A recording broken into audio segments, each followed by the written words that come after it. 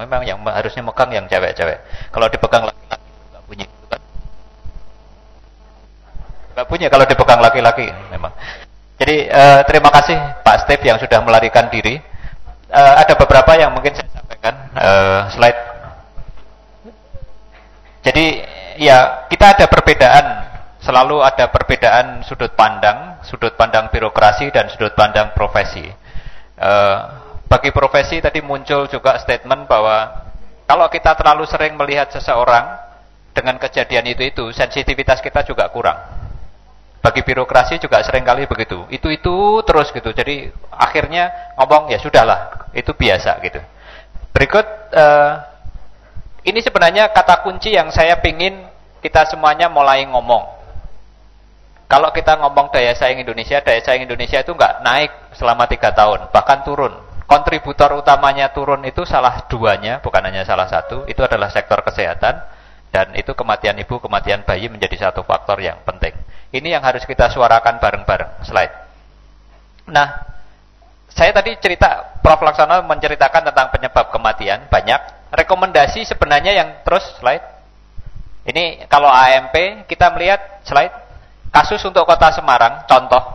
Sebenarnya yang harus kita kurang itu yang hitam itu, yang 63,6 itu N-nya 12.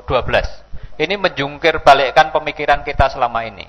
6 diantaranya orang ini adalah yang mati ini, 4 adalah S2, 2 adalah S3 pendidikannya, yang lainnya SMA, semua kontrolnya di rumah sakit, dokter spesialis, dan 3 datang ke rumah sakit datang atas kemauan sendiri, mati juga. Dan itu ketemu setelah diaudit, perawatan suboptimal, tata laksana sesuai standar, mungkin ada perbedaan outcome. Analisa AMP-nya semacam ini. Jadi kalau kita ngomong tentang kita, inilah yang harus kita lakukan. Ini kota Semarang, ibu kota Provinsi Jawa Tengah. Slide. Nah, Nusa Tenggara Timur, saya senang sudah ada ini inovasinya yang sudah dimunculkan. Cuma tadi Dr. Steve tidak mengatakan siapa sebenarnya yang ngotot waktu itu, kepala dinas atau gubernur. Ini yang harus, karena susah. Kita ngomong kepala dinasnya ngotot, sekarang juga ada resikonya. Gubernurnya ngotot, kepala dinasnya nggak tanggap, ada resikonya juga. Jadi tadi Dr. Steve belum mengemukakan itu. Inilah yang harus dijadikan sebagai policy development dalam konteks nanti struktur ke depan itu seperti apa? Nanti kita belakang ada di sana. Terus kemudian regulasi tentang praktek dan profesi pelayanan kesehatan yang tadi sudah kita sampaikan tentang bidan dan lain sebagainya. Tanggung jawab transfer of skill karena orangnya gonta-ganti terus dan keberlanjutan program. Dr. Steve akan pensiun pada waktunya seperti saya dan teman-teman yang lain. Siapa yang nerusin? Masihkah antusias kalau kemudian diganti oleh Dr. Arida yang lemah lembut, apakah itu masih tetap akan gitu? Ya, gaya, tapi penting loh. Gayanya ini Mbak Nur, kalau gayanya beda, orang Bantul kan juga beda juga kayaknya. Lanjut. DIY juga selamat. Nah, ada satu pertanyaan besar kalau kita bicara tentang KIA. Ini mau pendekatan individual apa pendekatan masyarakat? Tadi Dr. Jane sudah menyampaikan beberapa input yang menyangkut pendekatan masyarakat, imunisasi dan lain sebagainya, ada faktanya. Nah, sekarang ibu hamil siapa? Ngapain kita? Hasil kami, kita melihat Mbak Rida, kalau di Jawa Tengah itu bukan hanya 60%, 80% nggak ketemu dokter loh. Persalinan itu nggak ketemu, kehamilan persalinan itu nggak ketemu dokter. Rendah banget, ya. Tapi bidannya juga begitu, nyatetnya juga nggak karuan. Saya tidak tunjukkan karena saya malu sendiri nanti. Pada waktunya kita tunjukkan. Ngisi buku KIA nggak lengkap juga. Jadi itu tantangan-tantangan kita, dan sistem pelaporan kalau kita nanti akan bicara angka absolut maupun angka rate yang tadi disampaikan. Berikut tantangannya Prof. Laksono. Saya ingin ngomong tentang sistem perencanaan barangkali, karena kemudian kita itu nggak gandeng. Presidennya mau ganti, tapi gubernurnya Jawa Tengah saat ini sudah membuat RPJM. Gubernurnya DIY itu nggak pernah mikir RPJM karena seumur hidup. Nggak pernah mikir dia. Ya ada dokumen tapi nggak pernah mikir, nggak pernah ini ya. Yang lain juga begitu. Tadi sudah disinggung tentang SPM. Nggak ada yang mikirin SPM itu. Waktunya sudah nggak connect lagi tentang hal-hal semacam itu. Jadi ini tantangan yang harus kita hadapi di samping masalah turnover, masalah yang lain-lain, di samping kultur yang tadi sudah berubah, yang mengakibatkan pola penyakitnya juga berubah. Ini saya agak repot karena gubernurnya nelpon ada kasus orang dirawat di Piku, tidak ada jamkes, dan sekarang diliput media. Ini gubernurnya nelpon sampai 2 kali. Kalau saya berani ngomong, emang urusannya gubernur gitu ya. Padahal itu kan masyarakat di kabupaten, salah satu kabupaten. Terus saya hanya ingin apa yang kita lakukan tentang KIA dan kesehatan ibu dan anak, tolong jangan sepotong-sepotong. Semuanya harus kita lihat.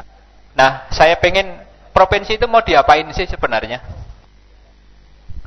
Prof. Laksono saat ini sedang didevelop perubahan undang-undang tentang 32. Sepertinya katanya provinsi mau diperankan lebih. Tapi terus mau diapain? Perannya itu yang mana? Karena saya melangkah terlalu cepat. Saya di Jawa Tengah kita tuh sudah tidak ada pelatihan ponet di hotel. Enggak.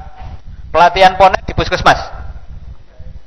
Dokternya Abgin bawa ke puskesmas, dokternya anak ke puskesmas. Enggak ada pelatihan di hotel, pelatihan di ini. Kalau enggak di rumah sakit. Begitu. Tapi dianggap aneh. Kok kepala dinas ngurusin sampai di puskesmas? Nah, ini peran ini harus kita tuangkan ke hal-hal yang lebih kecil. Terus slide terakhir. Nah, siapa dirijen lapangannya? Ada ide kemarin yang katanya sudah didiskusikan ya, Dr. Maya dengan Kementerian Dalam Negeri untuk eselon 2 di provinsi maupun di kabupaten kota, nanti kepala dinas itu harus melalui sepengetahuan atau sepertujuan di atasnya gitu. Katanya semacam itu. Jadi biar nggak langsung ditunjuk sekarang besok pagi ganti, sekarang besok pagi ganti, dan seterusnya, ada proses lanjutan di Baperjakat yang serumpun, katanya semacam itu. Siapa dirijen lapangannya yang harus kita tuangkan, Prof. Laksono dan rekan-rekan, untuk hal-hal ini? Ini sangat penting yang harus kita lakukan, karena otonomi. Jangan salah nanti kalau kami melangkah, jangan-jangan dikatakan, ini apa-apaan gitu. Kapan mulai? Saya melihat ada momentum bagus, RPJMN 14, yang ini harusnya bisa kita pakai sebagai, bukan yang sekarang terus ditinggalkan, tapi sebagai mulai ke depan. Sekarang yang sudah banyak dilakukan menyamakan waktu tentang proses-proses dokumen perencanaan dan post MDGs. Kemudian tadi di data collecting untuk kasus, kami sudah menggunakan kasus di Jawa Tengah. Nggak cocok juga memang kalau dipakai rate juga. Dan kalau Jawa Tengah pasti paling tinggi, artinya jumlahnya paling banyak di samping Jawa Barat. Angka kami 675 tahun lalu, tadi sudah disampaikan Dr. Maya, per hari ini sudah 413. Ya, 413. Jadi kalau NTT cuman berapa tadi? Itu cuman satu kabupaten di tempat saya. Ya, itu sudah luar biasa, dan makin didalami memang makin harus kita lebih cermat untuk hal-hal semacam itu. Sehingga tadi yang disampaikan oleh Dr. Maya, kebijakan fokus di daerah tertentu ya kita lakukan, tapi juga kita tidak bisa melupakan faktor hulu. Jungkir balik kayak apa kalau TFR-nya masih 2,61, unmet need-nya masih 15%, kita tidak akan sampai ke sana. Demikian catatan dari dua presentan. Terima kasih. Selamat siang.